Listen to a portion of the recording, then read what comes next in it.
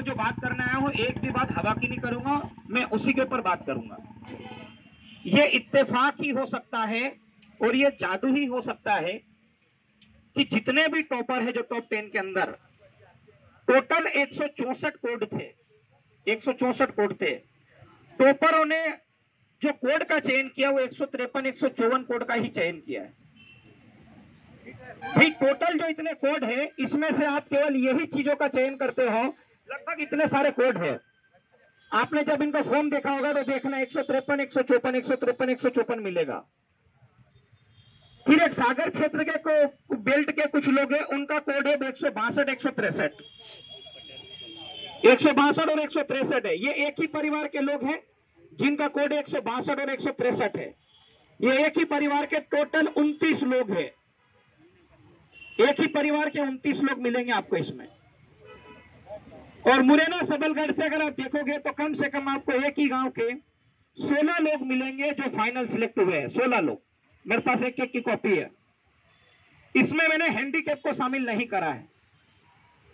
इसमें जिन्होंने दिव्यांग का सर्टिफिकेट लगाया मैंने उनको शामिल नहीं करा है। अगर इन्होंने जांच की है तो जांच सार्वजनिक होनी चाहिए। ऑनलाइन एग्जाम हुई है तो उसकी जो जांच हुई होगी, ऑनलाइन के अंदर कोई धोखाधड़ी हुई या नहीं हुई, इसका हमें कोई साक्ष्य नहीं दिया गया। एक सदस्यीय समिति, कमेटी, ग्रुप जो होता है, एक व्यक्ति का ग्रुप कभी नहीं होता है। या तो उसमें कुछ लोग रहे होंगे, वो जांच करेंगे तो रिपोर्ट हमारे सामने आएगी, पर ऐसा नहीं हुआ। एक व्यक्ति ने जांच की है और जांच करने में 8 से 9 महीने का समय लगा इनको, और इन्होंने हमको यहां पर रिपोर्ट प्रस्तुत की है, जो रिपोर्ट सरासर गलत है। अब मैं आपको इनके कोड बता रहा हूं। मेरे पास ये पेपर है, पेपरों के पेपर है, मैं आपको बता रहा हूं, इनका कोड बता रहा हूं।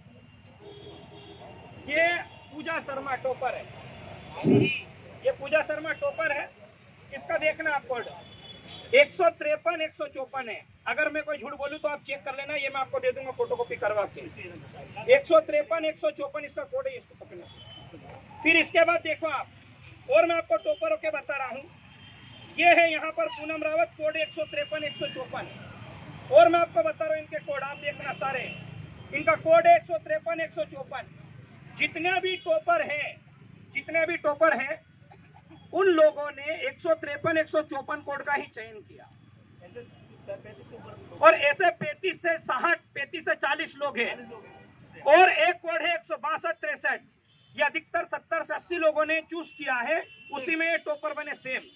और इनके सिग्नेचर आपको 101% मिलते जुलते मिलेंगे। इतना बड़ा टॉपर, मैं ये नहीं कह रहा हिंदी इंग्लिश सिग्नेचर। अब यहाँ पर देखना, जो फॉर्म भरने का होता है, आपको मैं एक बात बता रहा हूँ, मैं आपको ऐसी बहुत सारी चीजें बताऊंगा। हम जब फॉर्म भरते हैं, फोटो लगाने के नीचे का करते हैं सिग्नेचर। आप लोग फॉर्म भरते ये करते ना। इनकी सिग्नेचर अलग से एडिटेड है। कैसे एडिटेड है, चलो मैं मन से बोल रहा हूँ। ये देखो, ये रहा मेरे सामने। अरे ये रहा फोटो का है, सिग्नेचर का है, देख सकते हो आप। सिग्नेचर अलग से चिपकाई हुई, ये चिपकाई हुई दिख रहा है आपको? नहीं दिख रही? ऐसे एक नहीं, आप शुरू के 500 टॉपरों का देख लो, शुरू के 500 लोगों का देख लेना आप। इन 6-7 महीने में मैंने यही काम किया है। इन 6-7 महीने में मैंने यही काम किया है। मैं मौन था, इसका मतलब ये नहीं कि मैं चुप बैठा था, मैं ये देख रहा था कि बच्चों का हक अधिकार मारा गया है। ये मैं इस भर्ती की बात कर रहा हूँ। अब मैं आपको और भी कुछ भर्तियां दिखा रहा हूँ। यहाँ आप दूसरी चीज भी देखोगे ना, आपके पैरों से जमीन खसक जाएगी। मैं आपको वो चीज भी बता रहा हूँ, मैं आपको वो भी बता रहा हूँ। मेरे पास वो लिस्ट है जो 2017-18 में जो परीक्षा हुई वहां से है। ये 2017 की एक परीक्षा थी, 18 में जो हुई थी। इस बंदे के नंबर है 95.89, 96 नंबर है इसके। ये ग्रुप 4 असिस्टेंट ग्रेड 3 स्टेनोग्राफर वाला। और इसके 3 महीने जो पहले परीक्षा हुई थी उसका नंबर देखना है। इसका सारी चीजें हैं मेरे पास। इसका देखना, नंबर बता रहा हूं मैं आपको, 46 नंबर। कितना नंबर है? 3 महीने बाद की परीक्षा में 96 नंबर है। 3 महीने पहले जो परीक्षा हुई, ये देख लो, आपकी आंखों के सामने है। और चीजें बता रही है, एक नहीं है। और सारे टॉप 10 टॉपरों की मैं आपको लिस्ट बता रहा हूं। इन्होंने जो पहले एग्जाम दी थी उसमें इनके कितने नंबर थे और अभी इनके कितने नंबर है। और आगे देखता हूं, दूसरे बंदे का दिखाता हूं मैं आपको। इसमें ये इसी का चल रहा है। और दूसरी एग्जाम में 60 नंबर है इसके, ठीक है। ये पटवारी 2017 में 60 थे और उसके 3 महीने बाद की परीक्षा में सीधे नंबर है इनके कितने, 96। ये लड़की है आरजू जैन, इसका भी बताना जरूरी है। इसके नंबर है 95.42 है ना, 95.42, लगभग 96 नंबर 100 में से। 100 में से बता रहा हूं।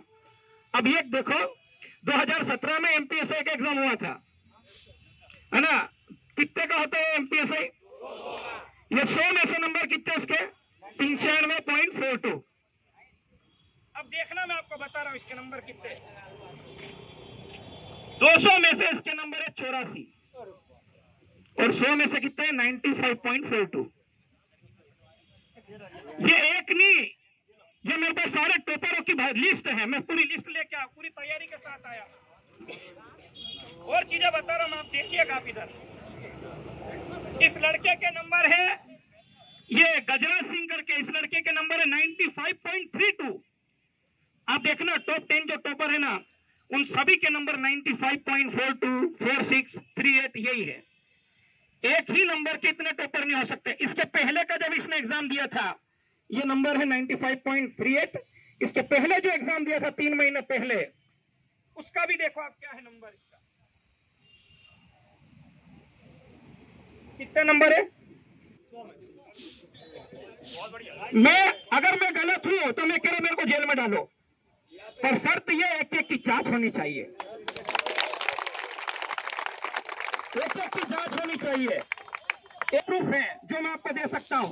और एक बात बता रहा हूं मैं आपको, जो आबकारी की टॉप 10 लिस्ट में शामिल है, टॉप 10 में से जो टॉप 10 है जिनकी लिस्ट नहीं आई है, पर बता रहा हूं उनके घर में से 7 पटवारी टॉपर है।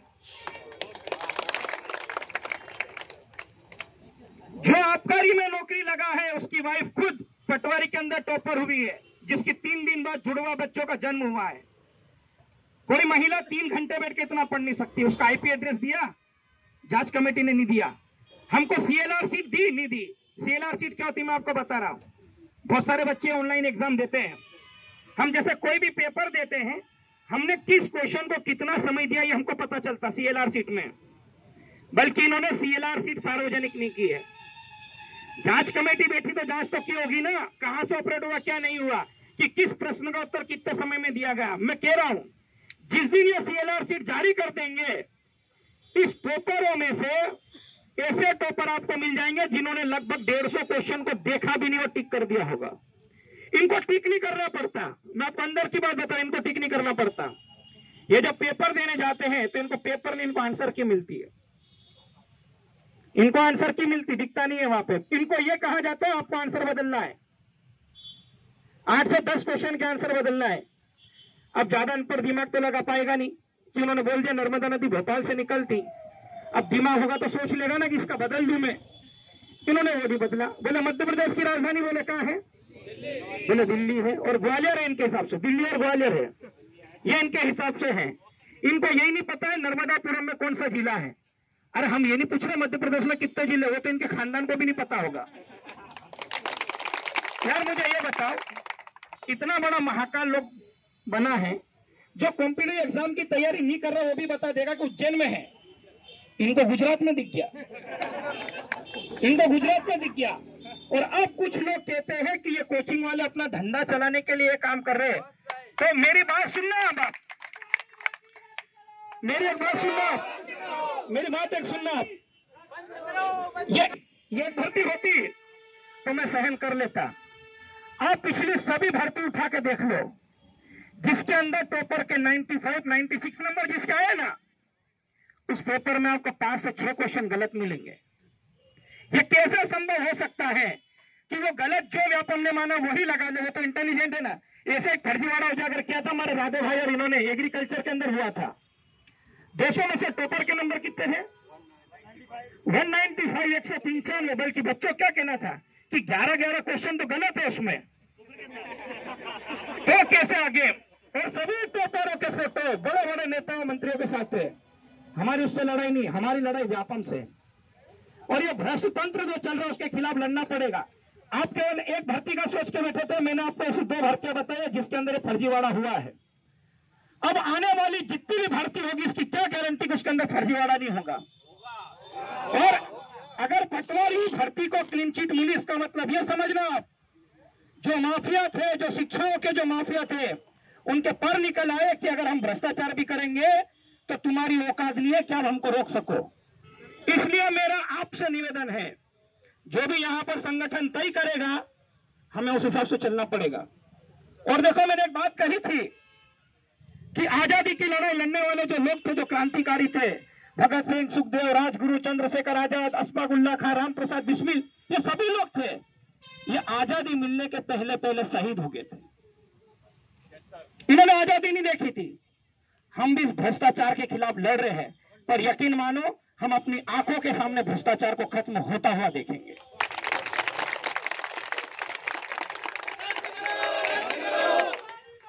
और अगर देखते रही औकात नहीं, तेरा नंबर नहीं आए, अपन के लिए पारदर्शिता की शायद परीक्षा हो जाती तो हम तुमको तुम्हारी औकात बता देते, हम कौन है साला। पारदर्शिता के साथ परीक्षा होती तो हम बता देते ना कि हम कौन है।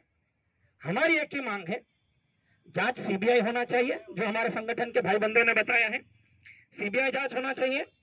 जो पेपर बने उनके इंटरव्यू लो आप, और जो जांच रिपोर्ट आई उसमें क्या है तो हमें बताओ ना। ऐसी जांच में ऐसी क्या चीज मिला रहे थे कि आपको 8 से 9 महीने का समय मिल गया, या 8 से 9 महीने का समय लग गया। जांच 30 अगस्त को होनी थी, 30 अगस्त को दे देते। अगर आपको इस पर संदेह था तो आपने जांच कमेटी बिठाई, संदेह था तो बिठाई ना।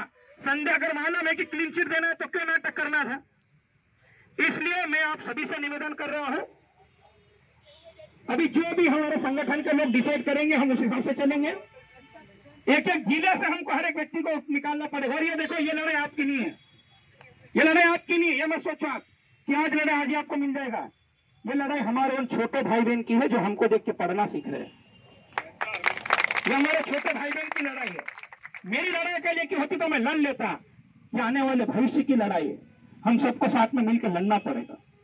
हमको जेल में डाला जाएगा, जेल में जाना पड़ेगा, पुलिस हमको लठ मारेगी, लठ भी खाना पड़ेगा। पर यह है कि भ्रष्टाचार के खिलाफ बोलना है तो बोलना है, ये बात ध्यान रखना आप लोग। और भी हमारे बीच में मेरे पास सारे सबूत है, मेरे प्रूफ है ना मेरे पास कि किसने कौन कौन सा कोर्ट का चयन किया है। आप देखिए उसमें पहले परीक्षा में इनके कितने नंबर थे। एक और बात बता रहा हूं मैं आपको, अभी उस लड़के का नाम भी आ जाएगा मेरे पास 1-2 दिन में। जो लड़का पटवारी में सिलेक्ट हुआ उसकी माँ को ही नहीं पता है कि मेरा बेटा पटवारी में सिलेक्ट हुआ। केवल 2 लोग को पता है, उसके बाप को और उस बेटे को, क्योंकि 20 लाख दिए ना, है ना। और बिल्कुल साइलेंट है। अभी ज्वाइनिंग देने जाएंगे तो धीरे धीरे सबके नाम उजागर होंगे। उसकी माँ को ही नहीं पता है कि क्या हुआ, बेटा सिलेक्शन हुआ कि नहीं हुआ। अभी नाम आएगा उसका भी, मुरैना से है वो, धीरे धीरे सबके नाम आएंगे। जो दारू के अड्डे पे बैठते थे वो पटवारी के टोपर है ना। ये नहीं कह रहा नहीं पढ़ते, सब पढ़ते हैं। संभव नहीं है इतने नंबर आप ला सको। इनकी पुरानी 3 एग्जाम का परिणाम देख लो, 3 एग्जाम का परिणाम देख लो, इनके 50 नंबर नहीं आएंगे 100 में से। और ये 200 में से 184, 187 नंबर कभी संभव है ही नहीं, क्योंकि हर एक एग्जाम देने वाला टॉपर भगवान नहीं हो सकता। और कुछ लोग ये कहते हैं कि 10वीं में सप्लीमेंट्री आने से कोई ऐसा नहीं होता, अच्छी मेहनत की होगी इतना हो जाएगा। आईएएस की जब एग्जाम देते ना तो हाईएस्ट तो 50% होता लाना, है ना। इन्होंने ऐसा क्या खाया कि 95% ले आए, 95%। तो मेरा यह कहना है फर्जीवाड़ा हो। और देखो एक और बात बता रहा हूं मैं, ये जो टॉपर है ना जिसकी मैंने मार्कशीट डाली थी, रिजल्ट आने के बाद से घर से बाहर नहीं निकली है।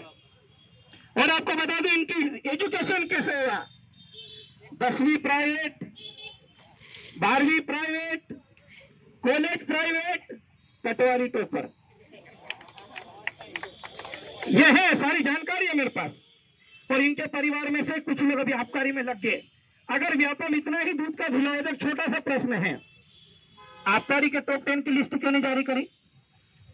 और इसने जब ये रिजल्ट दिया था, इन्होंने जो टॉप 10 के नाम डाले थे, टॉप 10 में से 7 लोगों के नाम तो मैंने पहले बता दिए थे कि ये पटवारी के टॉपर है। इनके रिजल्ट मैंने बता दिया था, ये टॉपर 187 नंबर वाले। इसको 10 दिन लगे बताने में, और हमको 2 दिन लगे। 7 टॉपर हमने दे दिए थे 10 में से, और बोला था ये 7 के साथ एनआरआई कॉलेज को, 7 के साथ एनआरआई कॉलेज के टॉपर निकले थे। और ये हम और गलत जगह जा रहे हैं। हम एक ही सेंटर नहीं है एनआरआई, आप सागर में जाओ, आपको पूरा पटेल परिवार मिलेगा वहां पे, और रावत परिवार मिलेगा। जिसको अपने नाम में पटेल को पटेल लिख रहे हैं, लक्ष्मण को लक्ष्मण लिख रहा है, वो पटवारी टॉपर है। मेरे पास सारा सबूत है, वो भी मैं दिखा दूंगा। और सिग्नेचर एक लाइन में की जाती है, इन्होंने एक नहीं, एक के नीचे एक दूसरी लाइन, आशा नीचे पटेल, ऐसा कौन करता है भाई साइन? भाई सिग्नेचर एक लाइन में होती ना, हस्ताक्षर, ऊपर आशा हिंदी में, नीचे लिखा पटेल, पटेल भी नहीं पटेल। और वो सिग्नेचर एडिटेड है। मैंने क्या बोला, हम जो फोटो लगाते हैं उसके नीचे हम क्या करते हैं, सिग्नेचर। हमारे बीच में पवन सर भी बैठे, ये बच्चों के फॉर्म भरते हैं। सर सही बोल रहा, गलत बोल रहा हूं मैं? इनके सारे के सारे सिग्नेचर एडिटेड है। मेरे पास ये डॉक्यूमेंट पड़े हैं, आप चाहो तो इसको देख सकते हो। मैं सारे डॉक्यूमेंट लेके आया ताकि मैं आपके साथ तर्क के साथ बात कर सकूं। यहाँ पे एकमात्र ऐसी भर्ती है जिसके टॉपर छुप रहे हैं। मैंने कहा ना, या तो अगर बच्चा कांस्टेबल में सिलेक्ट हो जाता है तो 10 कोचिंग के पास चले जाता, देखो मेरा सिलेक्शन हो गया। ये क्यों छुप रहे? अरे भाई हम गलत है, ये थोड़ी गलत है। तुम तो सही हो ना, चलो हमको गलत साबित कर दो। मैं तो कह रहा टॉप 10 केवल हमको इंटरव्यू दे दे, हम मान लेंगे सही है। मान सकते नहीं मान सकते? एक पेज, एक का वीडियो वायरल हुआ था, बोले मैं दीपा रावत, नाम सुना? पुलिस कंप्लेन लिखने गई थी वो, एक कंप्लेन में पुलिस वाले ने उसकी 7 गलती निकाली, बोले सही से तो लिख दे, क्योंकि थाना प्रभारी लिखते नहीं आ रहा है। थाना को लिख रहे थाना प्रभार, थान प्रभार।